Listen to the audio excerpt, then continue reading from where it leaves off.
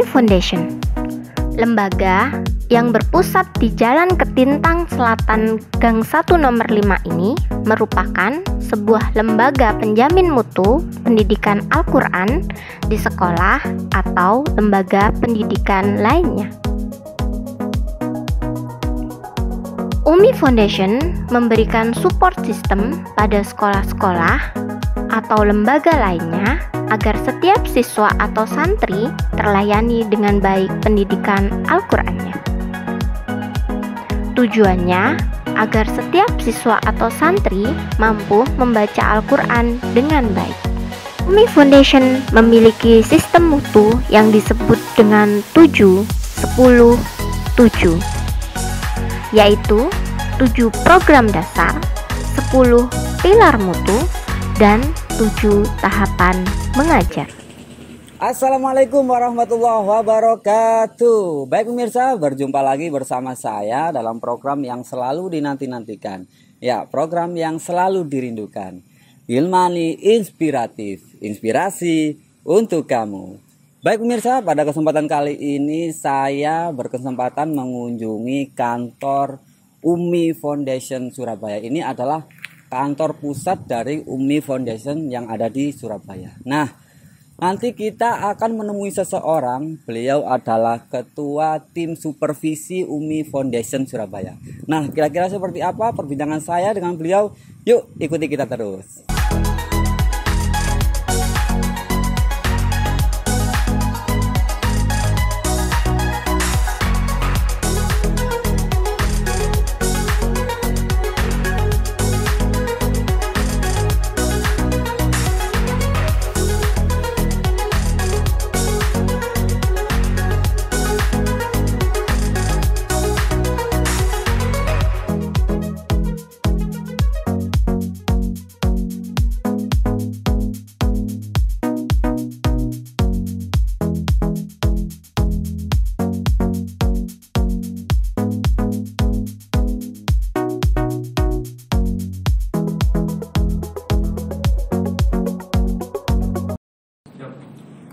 Baik pemirsa, kita sudah berada di dalam kantor nih ya, dan kita sudah bersama beliau.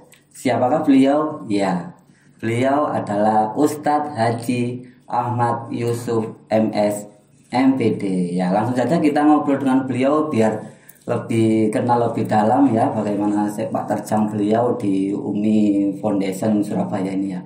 Baik, Assalamualaikum Ustadz. Waalaikumsalam warahmatullahi wabarakatuh. Ya, sehat nggih? Alhamdulillah, sehat walafiat. Keluarga di rumah sehat? Alhamdulillah sehat. Ini Mas Hafid gimana? Sehat? Alhamdulillah sehat. Alhamdulillah sehat. Ya, baik pemirsa, beliau ini juga sebagai salah satu wali santri SD Islam Terpadu Gilmani Surabaya. Baik Ustadz, tadi sebelum saya kesini sempat itu Ustadz membaca sedikit apa ya, buku UMI gitu loh. Di situ ada biodata jenengan gitu saya lihat. Nah, berdasarkan biodata tersebut, perjalanan karir Ustadz itu tidak terpisah dari Al-Quran. Nah, mungkin bisa diceritakan sedikit ke pemirsa yang di rumah bagaimana kiprah jenengan di bidang Al-Quran itu sendiri. Kok selama ini karirnya ya dekat dengan Al-Quran seperti itu Ustadz. Baik, terima kasih Ustadz. Alhamdulillah. Kebetulan kami dilahirkan dari seorang ayah yang juga berlatar belakang guru ngaji, guru pengajar Al-Quran, dan juga guru agama di Kabupaten Sampang saat ya. Orang tua kami mendorong anak-anaknya ketika nanti dewasa dan sebagainya agar senantiasa terus jangan sampai melupakan belajar Al-Quran dan mengajarkannya dimanapun kita tinggal, mungkin suatu saat menikah atau sebagainya. Itu pesan-pesan beliau begitu. Dan alhamdulillah abi kami sampai hari ini masih tetap mengajar Al-Quran di rumah Ustaz. Masih ada? Masih, alhamdulillah. Usianya mungkin abi kami sudah hampir 80-an Ustaz. 80-an. Tapi masih segar bugar ya. Di rumah kebetulan ada musola di rumah sendiri, dan yang ngaji ya santri-santri di tetangga itu, di kampung itu sekitar 50-an lah. Alhamdulillah sampai hari ini beliau masih diberi kesehatan Allah Subhanahu wa taala. Alhamdulillah. Yang kedua, kenapa kami kok berinteraksi dalam Quran ya karena ketika kami kuliah di Surabaya Ustaz, tahun sekitar 91 ya. Di sela-sela kuliah kami kan masih banyak waktu yang longgar Ustaz. Siang hari itu kami kadang-kadang belajar Al-Quran kepada ada qori di Surabaya itu di Buren itu Ustaz, ada Ustaz Haji Abdul Hamid yang sekarang menjadi imam Masjid Al-Akbar itu. Nah, kita pernah belajar qiraat ke beliaunya, belajar tilawah. Beliau kan qori juara Asia. Masya Allah, luar biasa. Pernah belajar juga ke Ustaz yang di Gresik itu almarhum Kiai Haji Muhammad Toha Hasan. Ya Toha Hasan almarhum beliau qori juga ya. Kemudian ke Ustadzul Hilmi yang Haji Ahmadul Hilmi di Ampel Ustaz. Dan kami juga belajar ke Abina Haji Ahmad Yahmuddin di ini. Dulu kami mulai 91 tuh belajar kok siang itu di Keputaran Ustaz. Keputaran Ba'da Jumatan biasanya. Itu berapa itu? 91 terus kami Ba'da Jumatan biasanya ke sana siang. Kadang-kadang di Keputaran, kadang di Pasar Kembang. Oh iya, Pasar Kembang. Kami setelah habis Jumatan ke sana biasanya gitu. Dan itulah yang motivasi kami untuk terus dekat dengan para ulama, dekat dengan para ahli Al-Quran, dan yang berikutnya kami juga di sela-sela kuliah, kalau siang hari, sore hari kami aktif di unit kegiatan Quran dan Islam, UKKI di IKIP di Negeri Surabaya, sekarang desa namanya. Jadi situlah kami banyak belajar Al-Quran, banyak belajar bagaimana menjadi guru pengajar Al-Quran, dan training-training kami dapatkan cukup banyak ketika kami selama kuliah di IKIP itu terkait dengan bagaimana menjadi guru Al-Quran yang baik. Berarti memang sudah dari kecil sudah didikannya itu memang benar-benar dekat dengan Al-Quran. Alhamdulillah Ustaz. Orang tua memang mendorong anak-anaknya untuk senantiasa belajar Al-Quran.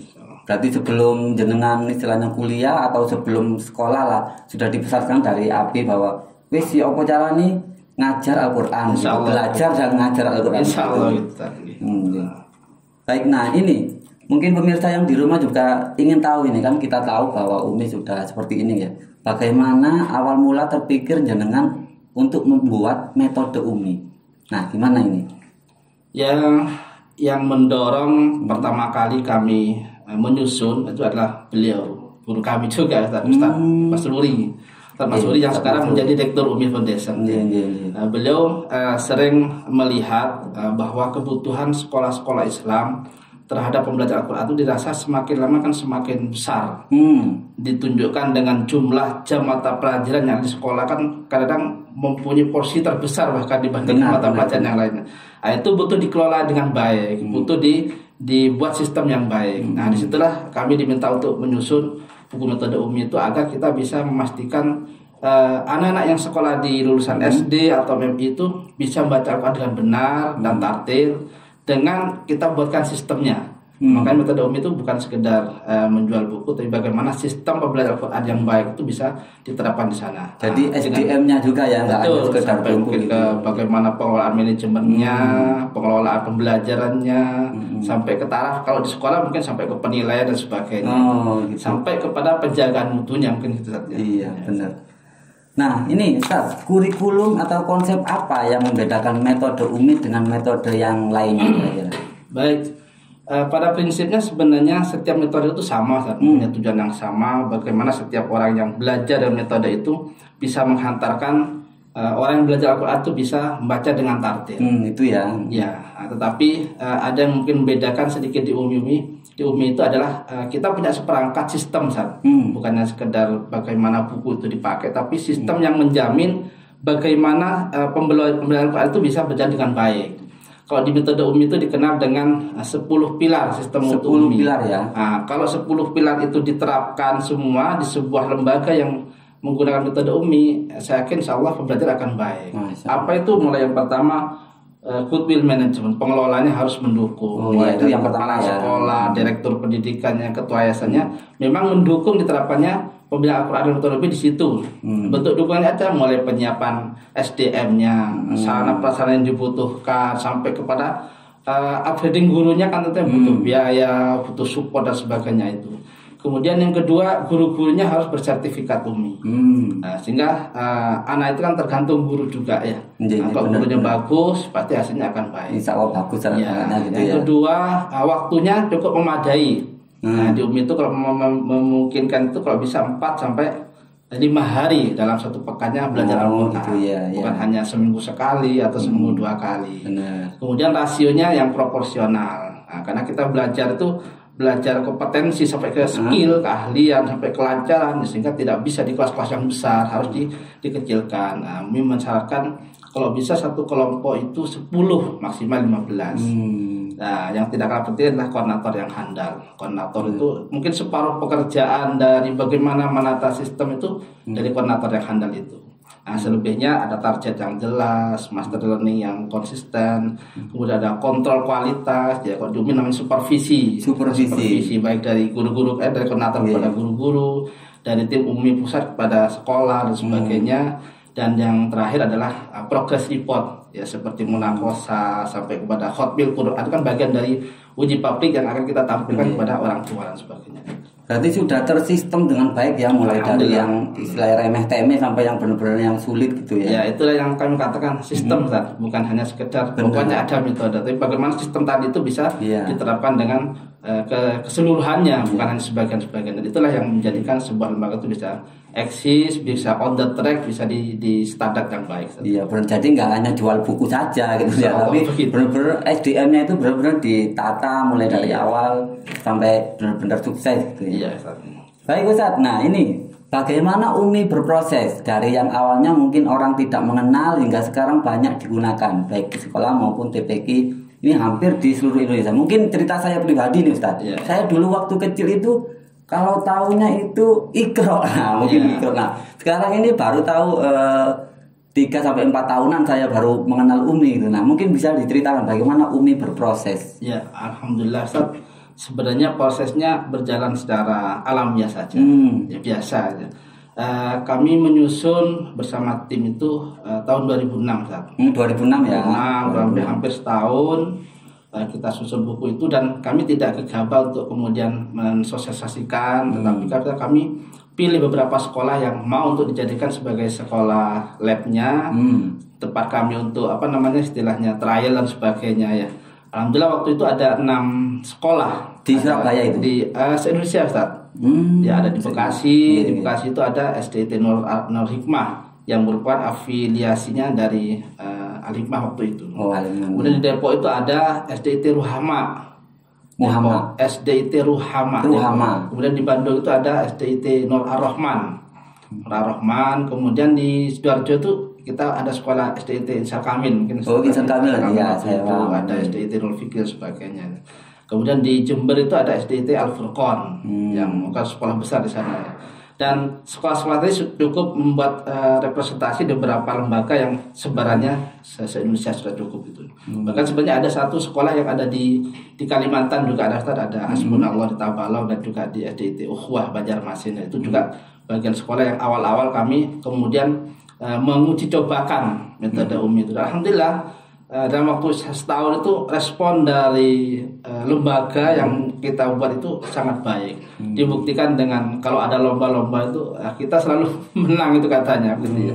Dan hasil pembelajarannya ada progres yang cukup baik dari segi kualitasnya, kuantitasnya, dan respon dari orang tua juga cukup baik.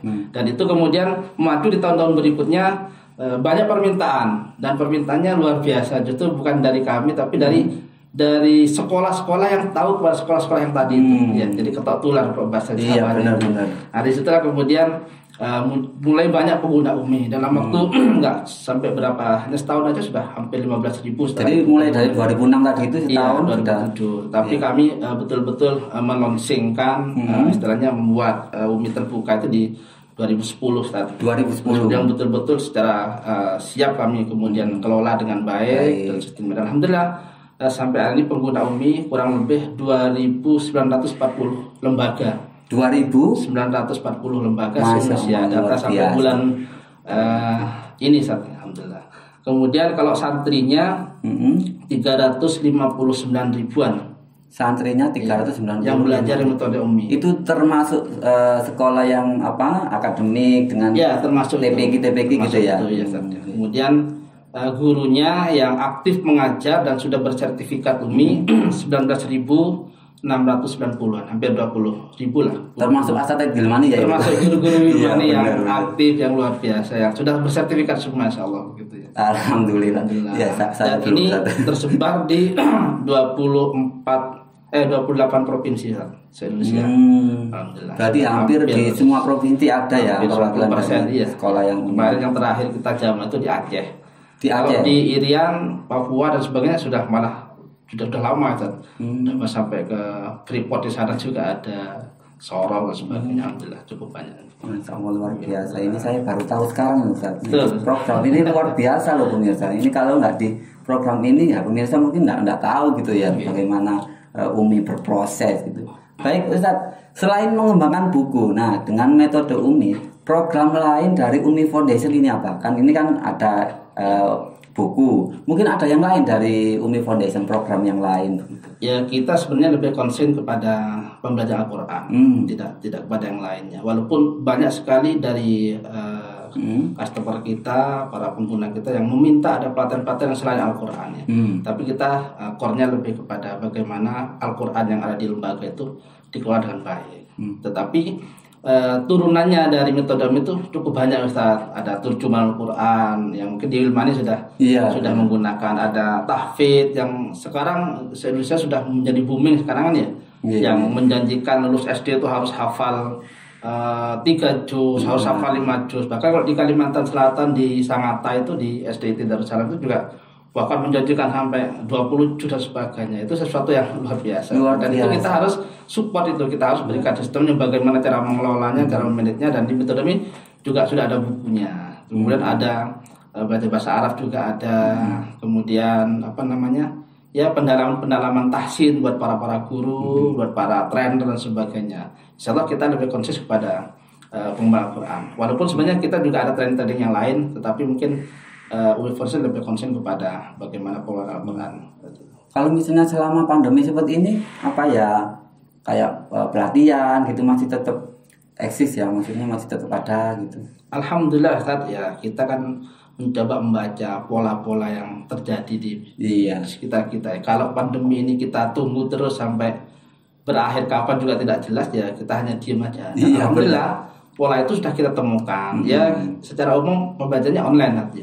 Training-training yang kita lakukan sampai hari ini itu di beberapa Umi daerah, baik Umi Foundation hari ini ya secara semuanya online. Tapi masih tetap ya. Masih tetap alhamdulillah. Pembinaan guru, supervisi pun jalan dengan online. Kemudian munakosah juga iya. Bahkan khotaman yang biasanya kita offline harus menghadirkan, kita bisa modifikasi. Ada yang online full, ada yang separuh online, separuh offline. Artinya ada yang dihadirkan walaupun hanya berapa anak, selebihnya di-online-kan karena memang batasan-batasan tadi tidak boleh. Tetapi intinya sebenarnya bisa kita lakukan. Upgrading guru, bahkan yang terakhir kita lakukan pada TOT, training of trainer, para calon-calon trainer yang dijadikan trainer di daerah itu kita lakukan secara online. Tetapi justru dari online kita lah banyak mendapatkan sesuatu yang bermanfaat. Yang tadinya pelatihannya harus sekian hari dengan perjalanannya pulang perginya ternyata juga di efisiensi.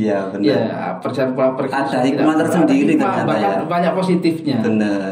Walaupun ada sisi negatifnya karena corona. Banyak juga ya sisi negatifnya. Bahkan Umi banyak mendapatkan sesuatu yang berharga itu. Kemudian kita bisa mengerjakan dalam satu hari itu sampai 3 kegiatan saya bisa dengan itu dengan online itu. Dengan online ya. Pagi kadang-kadang supervisi, siangnya pembinaan guru, malamnya masih bisa berkoordinasi rapat dengan para pengurus Umi daerah yang ada di luar. Kalau yang offline malah mungkin hanya satu kegiatan ya. Itu pun bisa berhari-hari kalau bisa berhari-hari dan pindah daerah.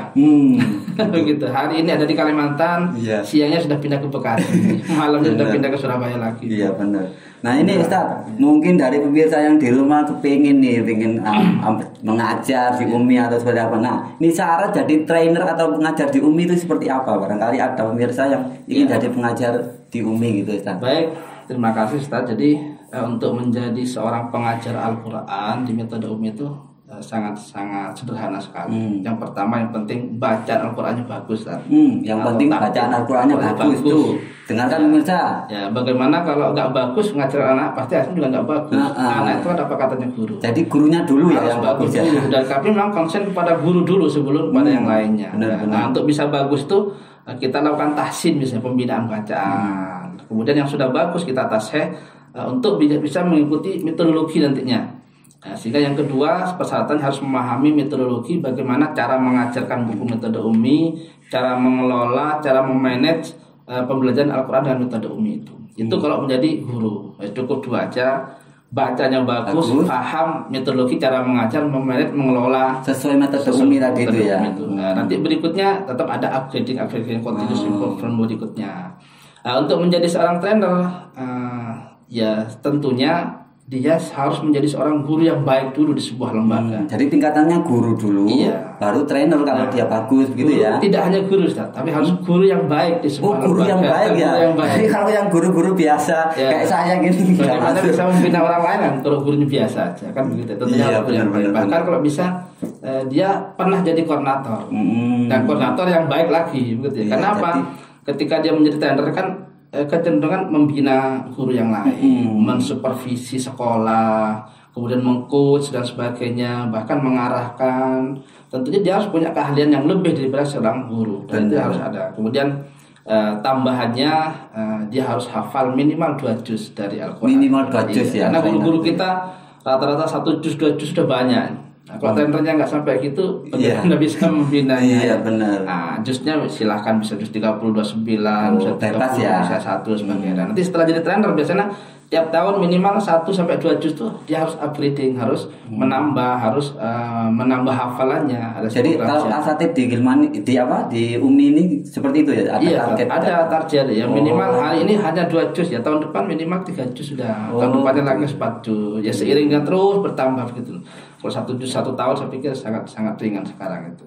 Kemudian yang tidak kalah pentingnya kalau seorang trainer tentunya punya akhlak yang baik, ya, punya kepribadian yang baik, dan yang paling penting juga adalah bisa bekerja sama dalam sebuah tim. Benar, bisa berkolaborasi gitu ya. Benar. Ya ini Ustadz, ada hubungannya dengan pembelajaran ini. Ini saya juga kan sebagai guru gitu ya. Nah di setiap lembaga atau sekolah kan pasti ada ini ya, yang anak yang cepet gitu, yang diajari 1 kali udah bisa. Nah ini ada anak yang kalau bahasa itunya apa ya, lelet, lambat gitu ya. Nah kira-kira kalau metode Umi sendiri meramu seperti apa anak-anak yang tergolong yang lambat seperti ini? Iya. Jadi begini Ustadznya, kalau Ustadz Masruri, rektor kami itu sering menyampaikan di forum-forum itu, pada prinsipnya atau pada hakikatnya itu sebenarnya tidak ada anak yang bodoh. Yang ada anak belum mendapatkan guru yang baik dan metodologi yang benar. Benar. Ketika dia sudah mendapatkan guru yang baik, maka pasti anak itu akan bagus. Anak yang tadi katanya cerdas itu karena mendapatkan guru yang baik, tidak baik juga belum tentu akan menjadi baik. Benar. Nah, ketika anak itu mendapatkan guru yang baik, sistem yang bagus, kemudian metodologi yang pas, ya insya Allah dia juga akan baik. Nah, kemudian ditunjang lagi di metode Umi itu ada model pembelajaran yang kita pakai adalah klasikal baca simak atau klasikal baca simak murni, tidak privat. Klasikal baca simak murni itu atau klasikal baca simak itu begini, dalam satu kelompok sebelum kita mulai setor satu persatu anak setor bacaan atau sedang menyetorkan uminya gitu ya, maka kita jelaskan materi tadi itu dalam bentuk klasikal.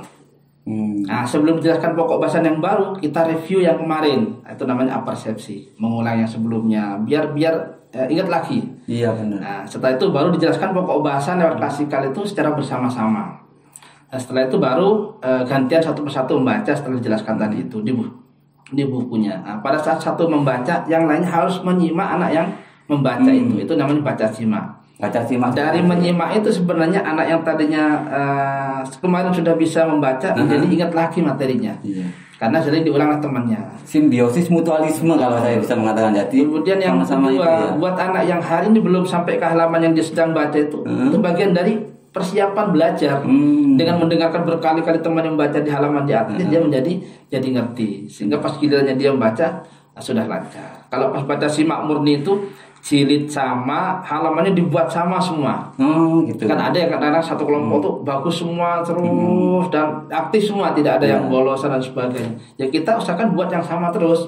Seperti di kelas tadarus Al-Quran kan pasti sama surat ayatnya. Sehingga anak-anak yang kalau kita menemukan ada anak yang agak lambat, itu diberi kesempatan terakhir dia membaca sambil mendengarkan temannya membaca yang sebelumnya itu ya. Membaca. Pas giliran dia sudah semakin lancar dari belajar di teman-teman sebelumnya. Itulah bisa membantu anak-anak yang agak lambat. Itu pola-pola yang bisa ditambahkan buat anak-anak yang lambat dengan pola seperti itu. Kalau privat pasti nggak mendapatkan yang seperti itu. Itu mungkin salah satunya, dan mungkin banyak hal yang lain ya. Itu salah satu metode dari Umi sendiri ya, luar biasa. Baik, ini Ustaz, Gilmani merupakan salah satu sekolah percontohan Umi. Nah, kira-kira apa sih syaratnya untuk menjadi percontohan? Nah, seperti apa Ustaz? Untuk menjadi sekolah model atau sekolah percontohan itu syaratnya seperti yang saya sampaikan tadi itu, jika pilar-pilar mutu yang ditetapkan Umi, 10 pilar mutu tadi itu diterapkan dengan baik, dan otomatis dia akan menjadi sekolah yang baik, mutunya baik, kualitasnya baik, pasti dengan sendiri kita berikan sebagai dia sekolah model. Nah, kapan kita melakukan itu? Pada saat kita supervisi, Ustaz. Kita kan rutin supervisi, seperti kita ke Wilmani kan hampir paling lambat 3 bulan sekali kita mesti kontrol ke sana. Itu memang sudah ada jadwalnya ya? Ada jadwalnya. Atau sekali langsung gitu aja? Kita sudah punya apa namanya jadwal yang kita pastikan sebuah lembaga yang pakai itu paling tidak bisa dilakukan setahun sekali harus kita kunjungi. Itu lembaga yang dikunjungi tahu atau? Insya Allah kita tahu karena ada koordinasi rutinnya. Nah, yang baik itu memang minimal 1 semester sekali atau bahkan 3 bulan sekali. Nah, Wilmani kan dekat dengan kantor, sering kita kunjungi juga. Kalau Wilmani yang aktif minta, kami datang. Kalau Wilmani yang nggak minta, kami yang menawarkan, begitu ya.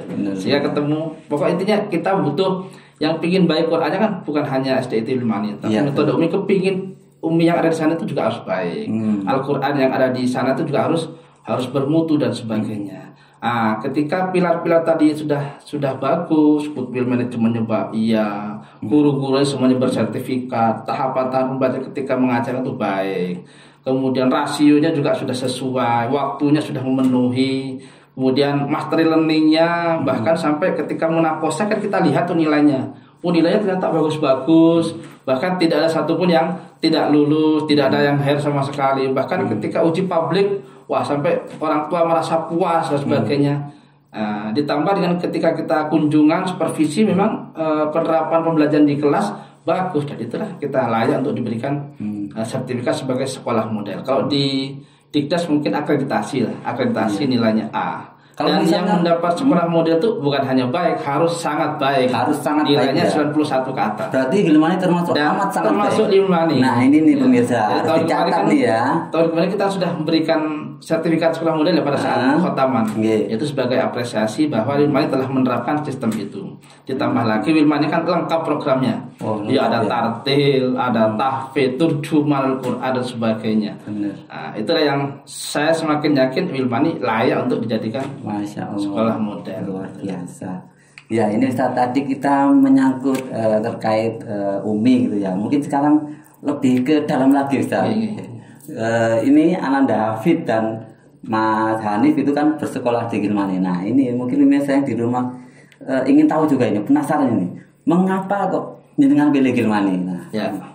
Jadi yang menarik yang kami menyekolahkan di SDIT Gilmani itu, yang pertama itu ada materi plus yang itu mungkin tidak semua sekolah ada. Benar. Kalau ada IPA, matematika, bahasa, saya pikir itu biasa semua ada gitu ya. Ya. Kemudian dari materi plus lah saya kepingin anak saya itu punya pemahaman yang lebih dari sekedar menyekolahkan sekolah lain. Bahkan anak saya harus lebih baik dari orang tuanya, kan begitu. Benar. Saya teringat ya materi di mana kan materi plus kan ada hadis yang harus cukup banyak itu kan ya.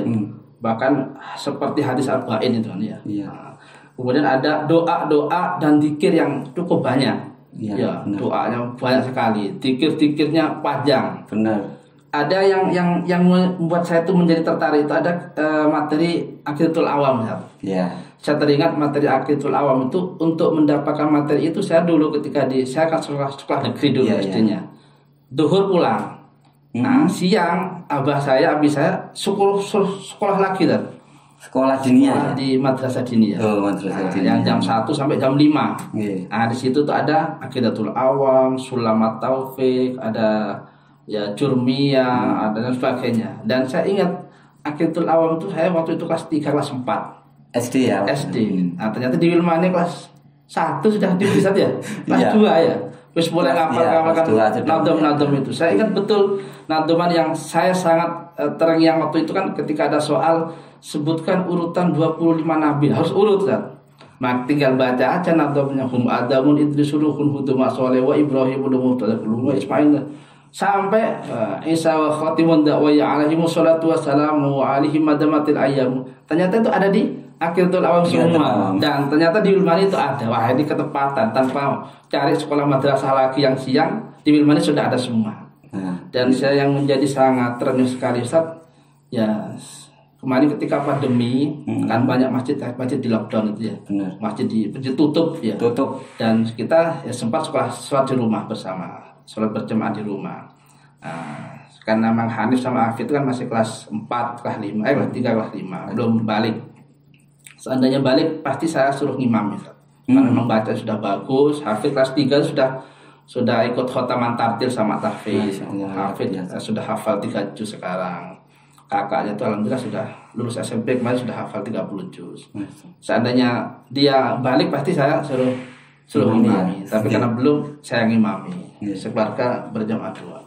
Setelah selesai saya ingat anaknya kan hafalnya banyak itu, zikirnya banyak dan saya senang zikirnya. Ya, akhirnya saya buat jadwal setelah sholat itu Hanif yang zikir. Begitu ya. Kan panjang itu. Iya. Ya, Hanif walaupun kelas 3 kan sudah mulai panjang. Iya. Ya. Kalau Hafid lebih panjang lagi karena semuanya sudah selengkap zikirnya. Ya, setelah selesai zikir, waktunya doa, Hafid yang doa. Saya beri kepercayaan begitu. Doanya panjang. Di tengah doa itu ada doa yang menyentuh saya. Ada doa Robbi firli wa liwalidayya Robbil harhumma kama rabbayani. Saya membayangkan setiap anak yang hafal doa itu dan dipakai setiap sholat, pasti itu mendoakan orang tua. Dan tidak ada kebahagiaan orang tua ketika anaknya bisa sholat dengan benar. Dan saya kira di Wilmani kan diperhatikan sholat anak itu.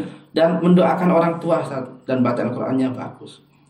Saya membayangkan kalau seandainya nanti saya meninggal, saya sudah tidak ada tuh, pasti anak saya itu akan mendoakan orang tua terus itu. Dan tidak akan berhenti. Jadi itulah kebahagiaan yang tidak ada nilainya ketika kita menyekolahkan di sekolah yang di dalamnya ada ngajari sholat, di dalamnya mengajarkan Al-Quran, di dalamnya doa kepada orang tua.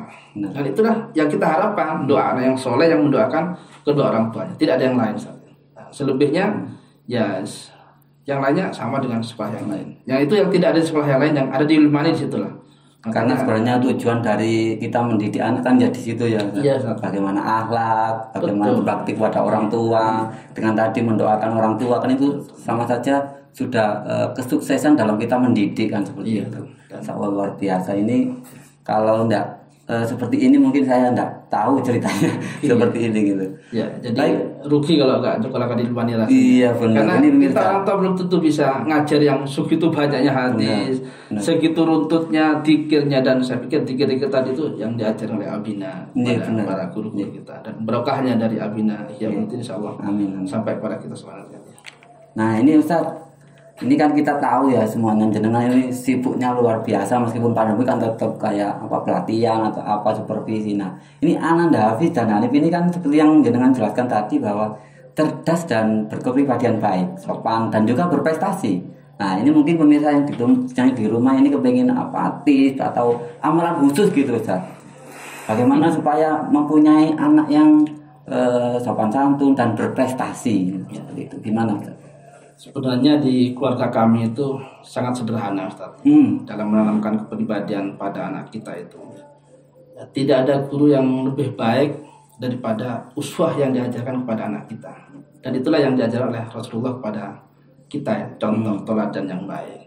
Kalau kami menginginkan anak-anak agar sholat di masjid, ya kita yang harus ngajak masjid. Tidak hanya menyuruh sholat. Suri tauladan gitu ya. Jadi anak-anak harus baca Quran. Ya kita juga ikut baca Quran bersama anak di sampingnya. Kemudian anak-anak harus merojaah hafalan. Ya kita juga merojaah hafalan. Kita tunjukkan bahwa kita juga sudah sedang merojaah, bukan hanya menyuruh saja. Anak tolong kita tambah hafalannya. Ya kita juga nambah juga, walaupun mungkin ya berbeda targetnya, berbeda capaiannya. Anak itu kan cepat, orang tua agak lambat. Itu yang penting kita memberi contoh bahwa kita juga ikut melakukan itu, bukan hanya sekedar menyuruh gitu ya. Dan dengan begitu tidak ada alasan lagi buat anak kita untuk tidak melakukan itu. Kenapa? Orang tuanya juga mengerjakan itu, semuanya melakukan itu. Dan kami sepakat ya, ayo Ma'arif semuanya mengaji, ya udah ngaji, sehingga tidak ada potensi yang satunya mau apa, nggak ada. Dan yang ya sesekali kadang-kadang kita berikan reward lah buat anak kita sebagai bentuk apresiasi bahwa dia telah menyelesaikan targetnya begini. Kadang-kadang kapan hari itu ya Hafid kepingin mainan Ustaz, mainan apa Tobot namanya. Tobot itu yang kayak mobil yang dibongkar jadi robot. Jadi robot ya. Padahal memang waktunya memberikan itu sebenarnya. Cuman ya daripada sekedar memberikan ya kita beri target lagi. Biasanya kan mainnya cuma beri yang 50.000. Oh, biasanya ya mahal itu. Menurut saya mahal. Agak yang harganya berapa 300.000. Tapi dia kepingin sekali itu. Ingin mendapatkan mainan yang biasanya kecil-kecil pingin besar. Saya bilang ya kalau pingin yang seperti itu ya harus nambah hafalan. Nah, jangan sampai hanya di waktu itu dia sedang kelas 3 atau apa ya, yang waktu hafalnya masih surat Al-Mursalat, Al-Insan, Al-Muddatsir. Saya bilang tambah 1 surat lagi. Saking kepinginnya Ustaz. Waktu itu kan kelas 6 itu libur karena ujian apanya. Jadi saya berangkat pagi itu saya bilang harus nambah 1 surat lagi. Nanti kalau selesai Al-Muzammil waktu itu. Kalau selesai Al-Muzammil ya saya baru kasih. Saking kepinginnya Ustaz. Bahkan saya tahu kan sudah beli ini aja dulu yang kecil, nggak mau, tetap ingin yang besar itu. Ya udah, saya mau nambah Al-Muzammil aja. Saya berangkat jam 8 ke kantor, jam setengah 4 pulang sampai rumah jam 4 sudah bilang, ya saya mau store. Al-Muzammil nak 1 surat. Iya, saya sudah hafal. Ya, bener hafal.